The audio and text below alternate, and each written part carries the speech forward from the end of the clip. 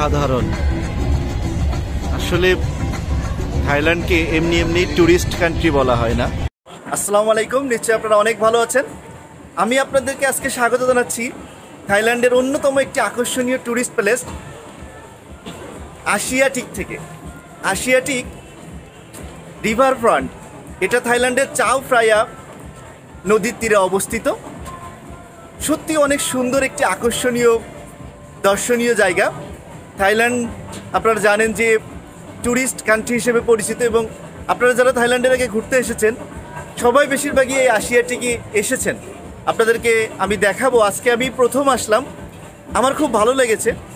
আশিয়াটিক মূলত এই entertainment, recreation, বিনোদনের জন্যই বেশি বিখ্যাত, যা আপনারা আমার পিছনে দেখতে পাচ্ছেন অনেক ট্যুরিস্ট।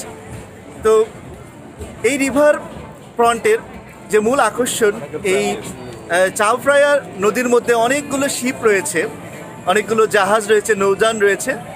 এই জাহাজে করে আমি আপনাদের দেখাবো, ট্যুরিস্টরা এই জাহাজে করে ঘুরে আশেপাশে, এবং প্রত্যেকটা জাহাজের মধ্যে বিনোদনের জন্য বিভিন্ন আকর্ষণ রয়েছে, বিশেষ করে ফুড, গান বাজনার আয়োজন এবং পানীয়।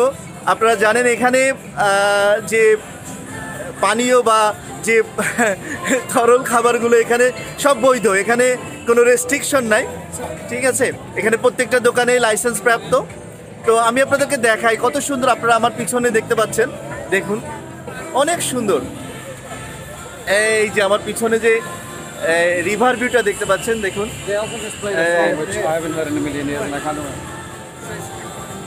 এটা মূলত নাইট ভিউটা বেশি সুন্দর লাগে, আপনি দিনের বেলা আসলে এই ফিলিংসটা পাবেন না। দেখুন, আমি আজকে প্রথম আসছি, আমি ইউটিউবে সার্চ দিয়েছিলাম এবং আমার থাই বন্ধুদের কাছ থেকেও কিছু ইনফরমেশন নিয়েছি, আমি আপনাদেরকে সামনে দেখাই।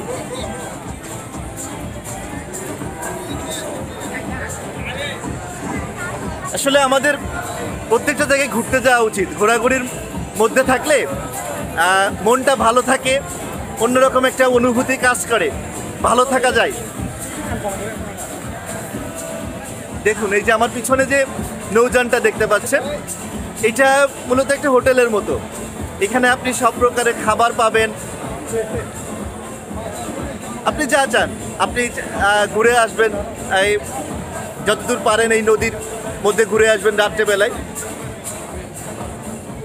আরও বিখ্যাত কেন, আমার পিছনে কিছু মার্কেট দেখতে পাচ্ছেন, লোকাল মার্কেট। এখানে আপনি শপিং করতে পারবেন, থাইদের স্থানীয় যে প্রোডাক্টগুলো পাওয়া যায় আপনি কিনতে পারবেন, এবং তুলনামূলকভাবে সস্তাও বলা যায়। দেখুন, আসলে কত সুন্দর দৃষ্টিনন্দন। আপনাদেরকে আমি একটু রিভার ভিউটা দেখাই, দেখুন।